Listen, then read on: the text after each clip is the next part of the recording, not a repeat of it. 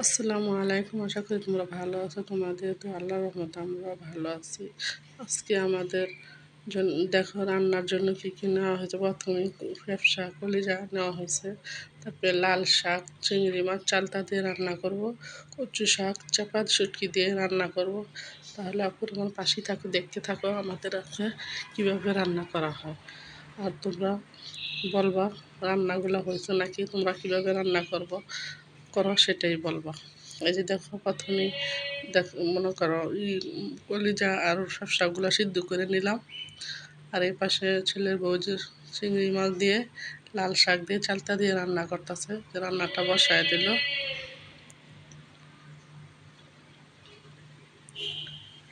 প্রথমে আর কি চিংড়ি মাছগুলো ভেজে নিতেছে পেঁয়াজের সাথে, আর দুই একটা কাঁচা লঙ্কা দিয়ে দিল।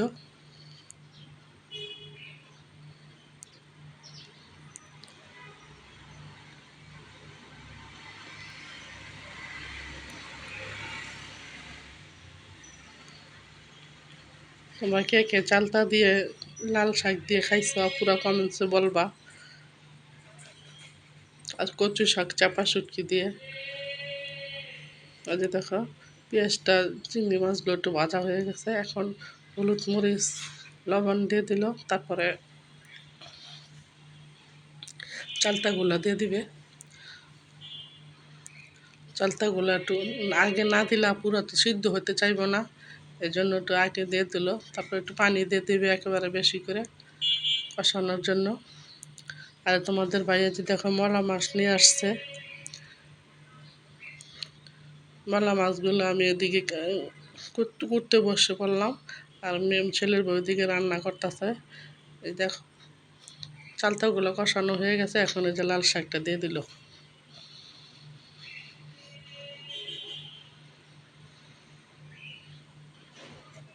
তোমরা কে কে খাইছো চালতা দিয়ে চিংড়ি মাছ দিয়ে লাল শাকের ঝোল? এভাবে তোমরা রান্না করে খেয়ে দেখো, তখন বলবা বলাপু রান্নাটা তো সত্যি মজা হয়েছে। যে মনে করো কষানো হয়ে গেছে, এখন ঝোলটা দিয়ে দিল। কারণ ঝোল না দিলে তো টক বের হবে না, এই জন্য যে ঝোল দিলাম। তোমরা এইভাবে রান্না করে খেয়ে দেখো আপুরা। তোমরা কারা কারা খাইছো কমেন্টসে বলবা। এই যে কলিজা ফ্যাপসাগুলো সিদ্ধ হয়ে গেছে, কেটে কেটে ধুয়ে দিলাম পরিষ্কার করে। এই যে ছেলের বউ রান্না বসায় দিল। লাল শাকটা হয়ে গেছে, এখন কলিজা ভুনাটা বসায় দিতেছে।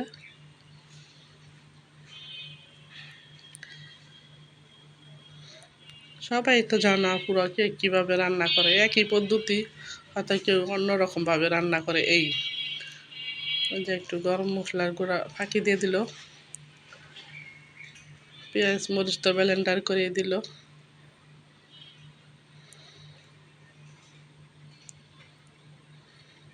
হলুদ মরিচ ধনিয়ার গুঁড়া, একটু আদা লবণ, মানে যা যা মাংস রানলে যা যা লাগে আর কি মশলা সব কিছু দিয়ে দিল।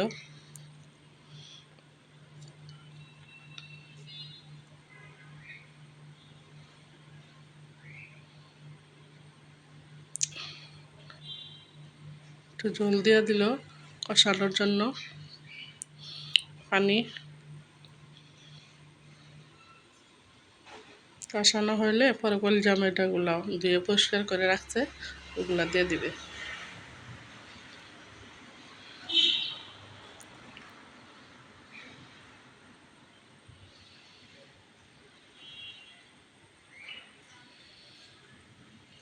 কয়েকটা লঙ্কা দিয়ে দিল কষানোর জন্য, দিয়ে দিল। আর যেদিকে মাছগুলো আমি কুটে দিলাম, ছেলের বউ এখন রান্নাটা বসায় দিব। টাটকা টাটকা মলা মাছ,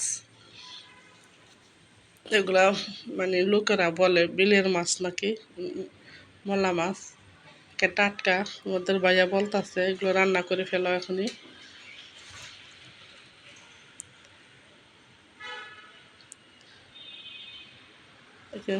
ভালো করে মেখে চেখে সব কিছু দিয়ে মেখে চেখে বসায় দিব। এই যে মলা মাছ, তারপর পেঁয়াজ লবণ, এই যে মরিচের গুঁড়া, হলুদের গুঁড়া, ধনিয়ার গুঁড়া, এগুলো দিয়ে দিতেছে। তেল, এগুলো সব একসাথে দিয়ে অল্প একটু পানি দিয়ে চচ্চড়া করে নিব। মানে টাটকা মাছ আপুরা খাইতে একটা অন্যরকম স্বাদ।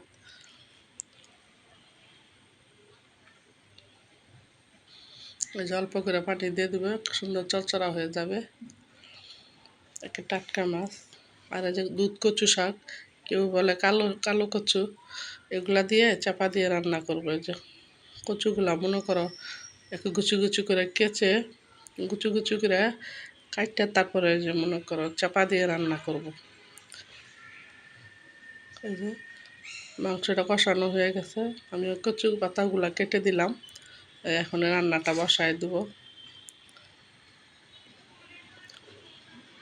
রসুন পেঁয়াজ আদা, আদা রসুন পেঁয়াজ কাঁচামরিচ এগুলা দিয়ে দিল কষানোর জন্য।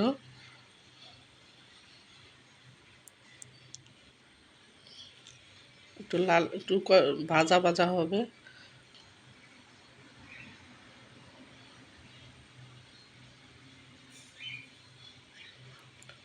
মানে অল্প শাক তো, একটু একটু করে হলুদ মরিচ ধনিয়ার গুঁড়া দিয়ে দিতেছে।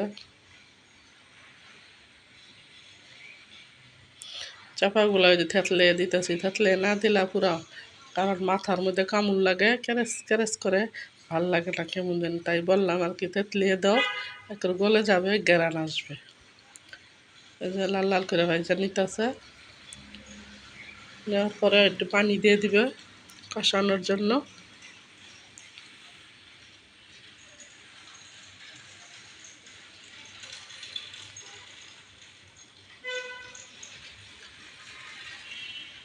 পাতাগুলো তো সিদ্ধ হবে, এই জন্য বললাম আর একটু পানি দাও। পাতাগুলো তো সিদ্ধ হবে কচু পাতাতে, তো পানি উঠবে না। এই যে দেখো একটা সুন্দর করে ধুয়ে পরিষ্কার করে নিল, চাপা শুটকি দিয়ে রান্না করতেছে। তাহলে আপুর আমার পাশেই থাকো, দেখতে থাকো। আর দেখতে দেখতে যদি ভালো লাগে আমার ভিডিওটা, তাহলে আমাকে লাইক শেয়ার কমেন্টস করবা, বেশি বেশি শেয়ার করবা আপুরা ভাইয়ারা। আপুরা ভাইয়ারা আমাকে বেশি বেশি শেয়ার করবা। এই যে দেখো কি সুন্দর হয়েছে কচু শাকটা, একেবারে পানি দিয়ে দিছি, একদম সিদ্ধ মমের মতন গইলা গেছে। তোমরা এইভাবে রান্না করে খেয়ে দেখো আপুরা, অনেক মজা। এই যে আমাদের রান্না শেষ। এই যে মলা মাছ রান্না করলাম, এই যে লাল শাক চালতা দিয়ে চিংড়ি দিয়ে ঝোল রান্না করলাম, কচু শাক রান্না করলাম চাপা শুটকি দিয়ে, আর কলিজা ফেপসা ভুনা।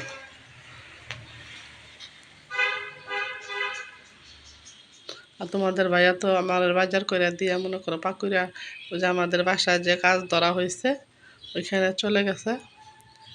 কারণ সকাল 7টা বাজে 6টা বাজে উঠে, ওইটা ডায়াবেটিস তো প্রতিদিনে হাঁটে, হাঁটার পরে মনে করো যে পাকুড়িয়া যায় আমাদের ওই বাসার কাছে। এই যে একটু জিরার গুঁড়া দিয়ে দিল, এটার সাথে আমার সব কিছু রান্না হয়ে গেল পুরা।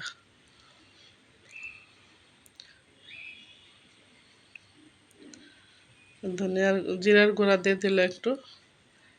এখন রান্না হয়ে গেছে প্রায়, কারণ আরেক জালে তো একদম শুকায় যাবে। বউকে বললাম একটু ঝোল ঝোলি রাখো। আর তোমাদের বাড়ি যে পাখিরা থেকে আসার সময় আম নিয়ে আসলো আর লটকন নিয়ে আসলো। তাহলে আপুরা আজকের মতো এই পর্যন্তই, আল্লাহ হাফেজ।